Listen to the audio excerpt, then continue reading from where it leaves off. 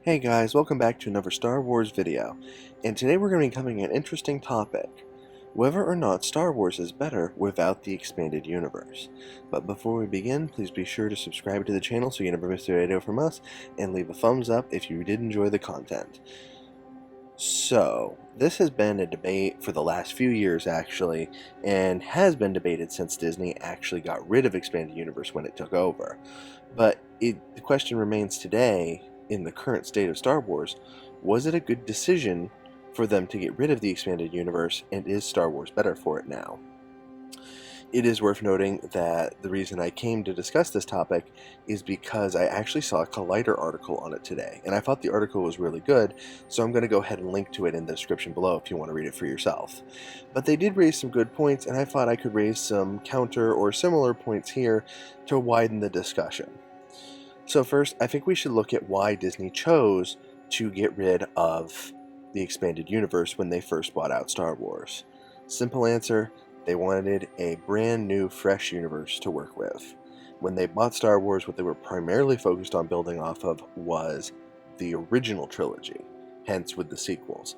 They were also interested with the prequels, but not as much. Really, their focus was buying the originals that were much beloved and working from there.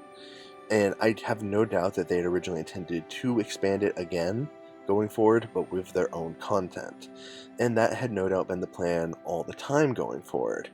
However, I think from the kickstart, the backlash of getting rid of the expanded universe was more severe than they had anticipated, coupled with the fact that while the first in the new Star Wars sequel trilogy was arguably the best of all three, it did leave some people saying they wish they had new Star Wars content to go with.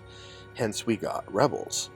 So, with that in mind, let's really think about now why they are choosing to add back in more of the traditional expanded universe characters and settings. And the simple answer is the original plan didn't work. Because of the fact that people said that Star Wars needed more content, because it always had more content in the expanded universe when Disney decided to just get rid of it, people were looking for more. They wanted more characters. They wanted more detail on the characters that they had. But when you went to Disney's version of the universe, there was borderline nothing. So it does make sense from a certain point of view to go ahead and start slowly trickling the good story arcs, or the most beloved, back into the universe.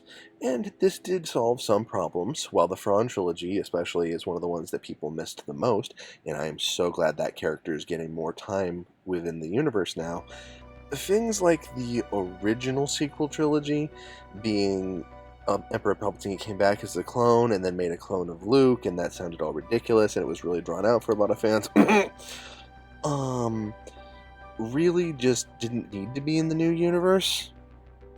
And so that was a good thing that was kind of edited out.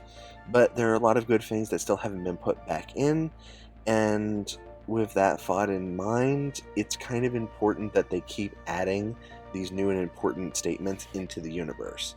I think personally the two that they need to focus on more now is reintegrating the Old Republic. I've heard semi-interesting things about the High Republic era, but the Old Republic is something that is so beloved by the fandom, they definitely need to put that in. And the last part that they definitely need to add back in is, without a doubt, the Yuzong Vong War. This would be highly critical because it was a big turning point for a lot of the Star Wars stories going forward after it. It was also the first story in Star Wars that did not revolve around the Sith or an evil empire being the primary protagonist. I mean, I guess you could call the Yuzong Vong an empire, but it wasn't like the Empire in Star Wars. And so here's to hoping that that will eventually be part of the plan, especially since they seem to be reintegrating the Thrawn trilogy, which does tie into the Yuzong Vong War later on, back into the story.